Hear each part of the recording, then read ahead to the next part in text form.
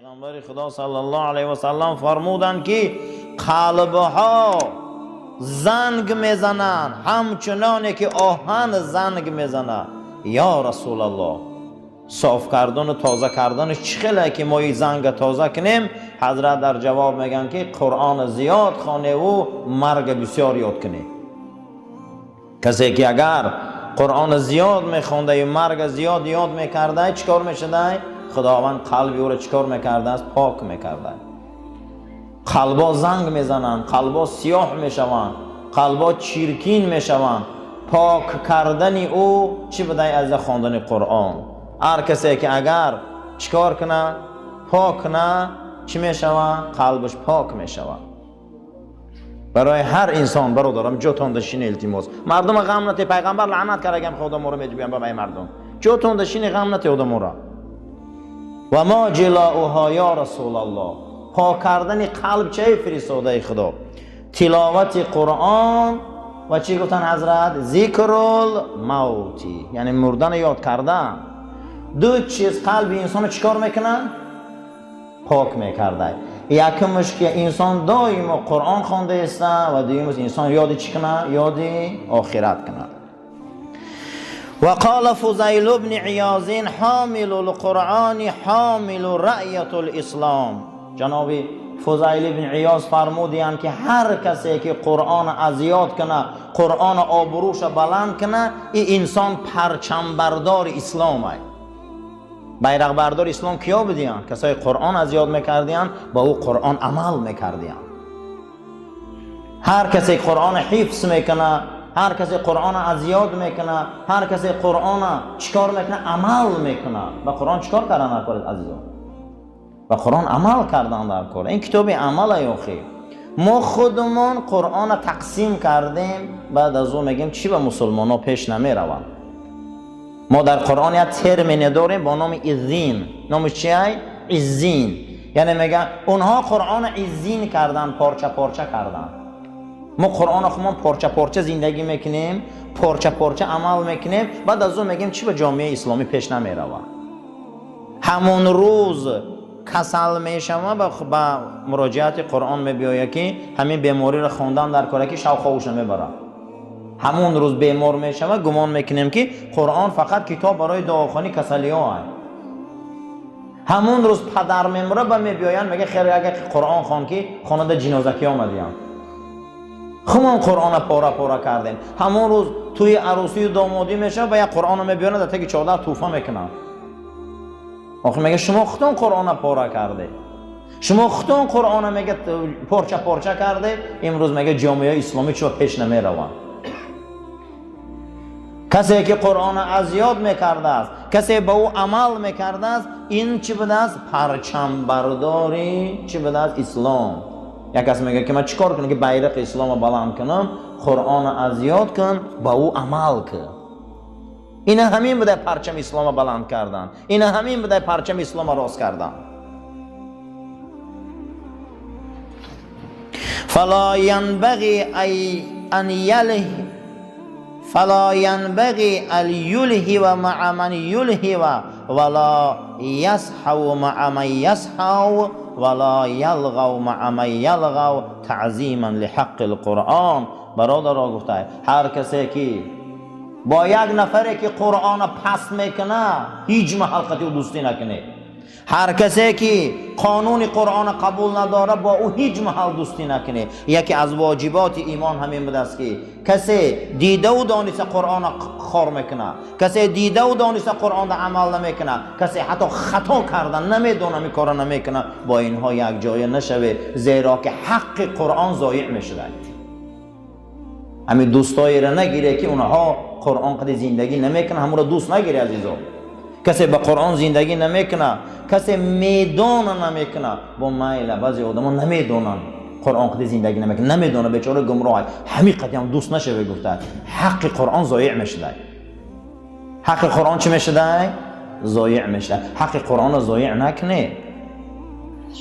قرآن حقش ضایع میشه. حق قرآن چی بوده ضایع شدنش؟ مسلمان ها آدمای قد دوست میشدن که اونها قرآن را باور ندارن، عمل ندارن. واجبات ایمان بود است که این خیلی آدم ها چی شوه؟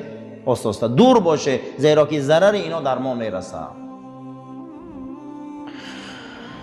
قال ایضا من قرأ خاتمة سورة الحشر حين يصبح ثم مات من يومه ختم له بتابع الشهداء ومن قرأها حين يمسي ثم مات من لیلته ختم له بتابع الشهداء. جناب پیغمبر حدیث دراز کردن که هر کسی که آخری سوره حشر میخونه لا یستوی اصحاب النار و اصحاب الجنه را تا آخرش میخونه، وقتی در بامداد میخونه، اگر همون روز از دنیا گذره خداوند او را مهر شهید میزده. هر کسی که اگر ایره در وقت خوابش خونه و همون شب خواب کن از دنیا گذره، او را هم پروردگار در نامه اعمالش مهر شهید میزده. اینه بینین که قرآن وظیفش ما را شهید میکنه. کسی اگر همین بردوام خونه هر سحری و هر بگه همین را به خودش عادت میکرده، ای دنیا میگذشته است، الله جل و علا شانه این مهر چی میزده است؟ شهید میزده. و اما فضل العلم و العلماء، اما درباره حرمت علم و حرمت علما حدیث های زیادی آمدگی بود است که جناب پیغمبر فرمودند من یرید الله به خیرا یفقهه فی الدین و یلهمه رشدا. پیغمبر خدا گفتند که هر کسی را که خدا دوست داره او را علم دین میتیه، هر کسی را که خدا دوست داره او را عالم در دین میکنه و روز تا روز آبروی او را بلند کردن میگیره. و عزت ای جانب الله های برادران، عزت خدا میتیه. روز تا روز چی شدن میگیره؟ میگه آبروش رشد یافتن میگیره. برای همین هر انسانی را که خدا در دین علما کرده و یا عالمان، پروردگار او را دوست داشته. علمای حق، علمایی که حق میگن، علمایی که حق میرسانن، علمایی که خوشان حق زندگی میکنن، اینها یا رحمت خدا در زمینه. و قال رسول صلی الله علیه و سلم العلماء ورثة الانبیاء. پیغمبر خدا فرمودند که عالما وارث کیان؟ وارث پیغمبران. وارث علما کیا بودند؟ وارث پیغمبر عالما. و معلوم انه لا رتبه فوق رتبه النبوه ولا شرف فوق شرف الوراثه لتلك الرتبه. از پیغمبری یگان رتبه، یگان آبرو با بلند هستند. امید بین مسلمانان از پیغمبری یگان رتبه بلند هستند؟ نیست. عالما کی بودند؟ وارث پیغمبران. یگان شرف آبرو مثل شرف پیغمبری هست؟ نه. این شرف کی نصیب میشه؟ علما. کسی که علما را حرمت نکنه پیغمبر را حرمت نمیکنه. کسی علما را دوست نداره پیغمبر را دوست نمیداره. من اکرم عالما فقط اکرمنی. کسی که عالم حرمت کنه پیغمبر گفت وای من حرمت کرده. کسی من عالم حرمت نکنه گفت من حرمت نکرده. این بحث امروز ما که هر جمعه ما درباره اخلاقیات صحبت داشتیم، امروز اکنون درباره اخلاق و تربیت ما که ما کتابای اخلاق و تربیت ندیدیم زیرا که وقت ما کم بود. ما از کتاب بزرگان درباره فضیلت قرآن و درجه اهل علم و حرمت علما امروز بحث ما میکشاییم. قال رسول الله صلی الله علیه و سلم، پیغمبر خدا فرمودند من قرأ القرآن ثم رأى ان احدا اوتی افضل مما اوتی فقد استصغر من عظمت الله تعالی. هر کسی قرآن خوانه بعد از او بینه که مثل همون قرآن کی آورده دمی زمین،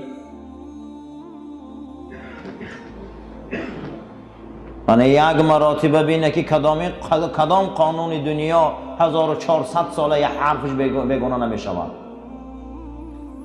به قوتترین کشورهای دنیا 120 بار تا 130 بار قانون حلش کرده بودیم.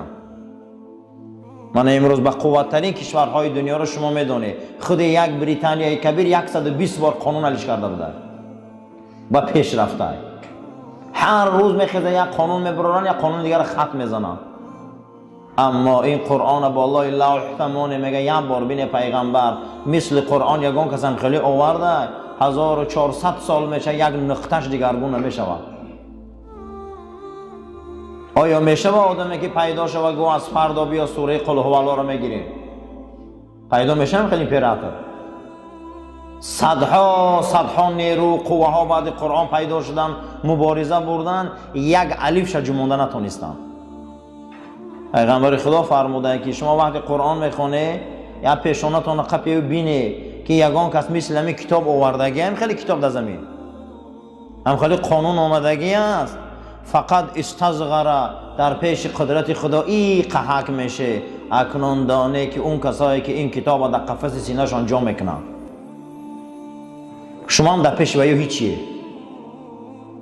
کسی که قرآن حفظ میکنه با او قرآن عمل میکنه، شما هم میگه قرآن از یاد نکرده و قرآن نمیدونه، شما در پیش وی میگه هیچیه و عظمت خدای در بدنش. ای همین میگه شما قیاس که نختون نکنید. ای همین درجه میگه انسان نزد خدا منزلتش معلوم میشه. منزلت مسلمان در نزد خدا ایروی چی بوده عزیزان؟ قرآن حفظ کردن با او عمل کردن. ایروی نمیده امرو. هیچ کس مثل این قرآن آوردن نمیتونه. هیچ کس هم آوردن نمیتونه. الله جل و علا شأنه در قرآن هیچ کس آوردن نمیتونه و ابدا تا روز قیامت نمیتونه آوردن. فَإِن لَمْ تَفْعَلُوا وَلَنْ تَفْعَلُوا. دو بار میگه خدا نمیتونه، ابدا نمیتونه. این قرآن یک کتاب عادی نیست. شما یک مرتبه کشایی میگه شینه بعد خواندنتون فکر کنید. در یک خط قرآن علما 15 علم یافتیان. کدام عالم میگه که در یک ورق 15 علم جا کنه؟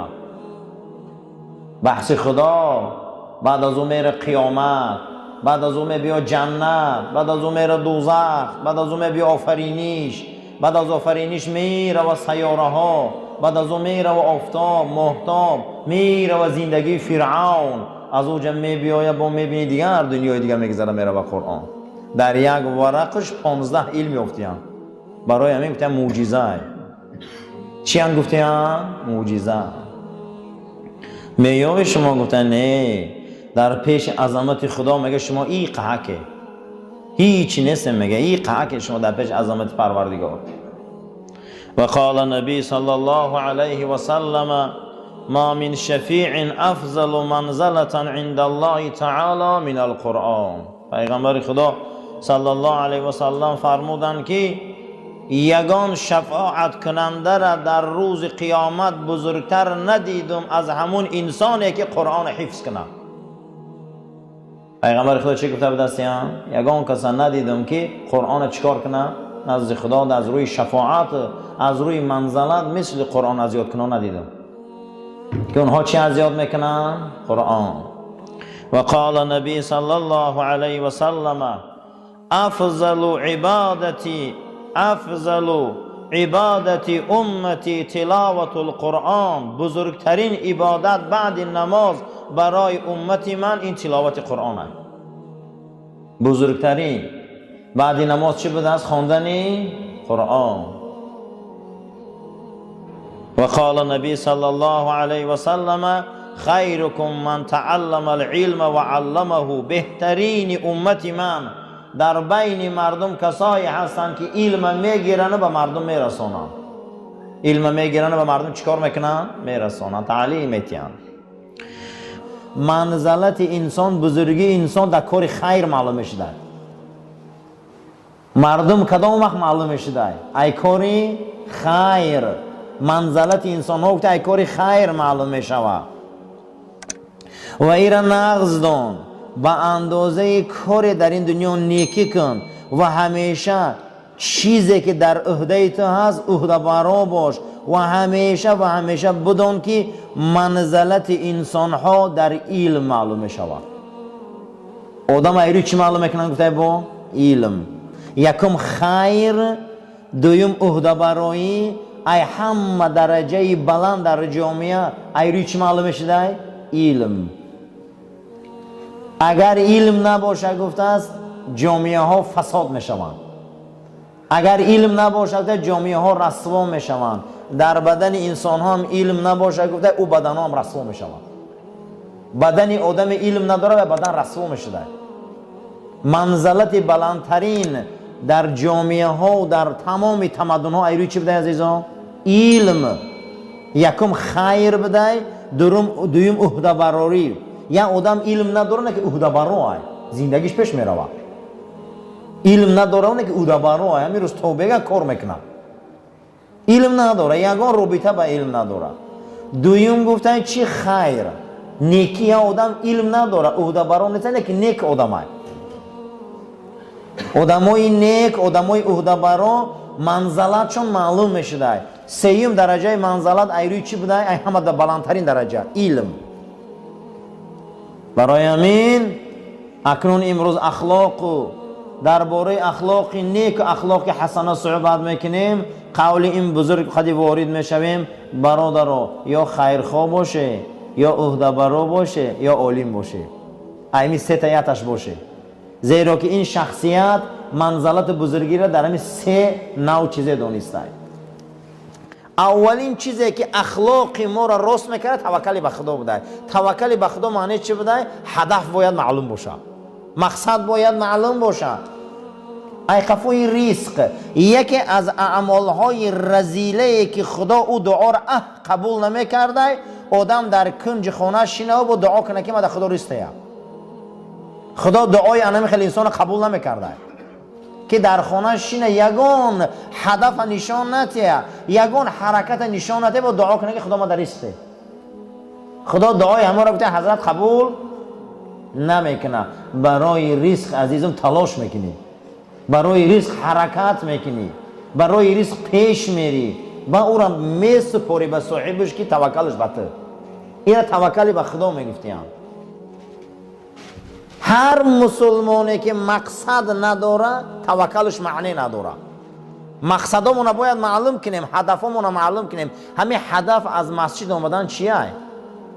هدف همینجا چی آمدیم ما؟ چی آمدیم؟ هدفها باید معلوم باشه. همین هدف که معلوم باشه، توکل این فعل قلب بده. قلب قدی توکل میکردی. توکل در عمل نشان داده نمیشده.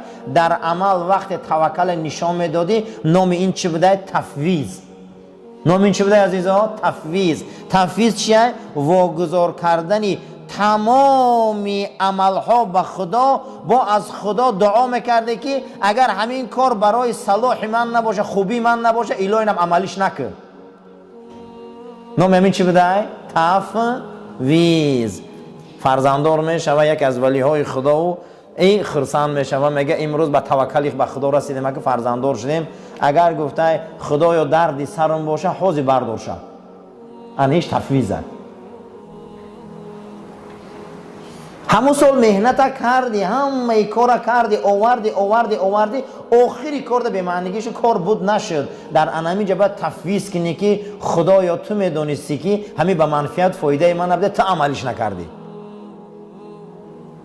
همه کارا میکنه، دکتر نه که کسلی میمروخی چیکار کنه بیچاره با وای قرتقش میقپی صاحب کسلی با تفویض کنه که روانه کنه به خدا که واقعا مقصد همین مردن بوده. اینا ای خدا تو بهتر میدونی. معنی توکل هدف بوده، مقصد معلوم که. معنی تفویض چی بوده؟ چیزی که تو راضی باشی من راضیم.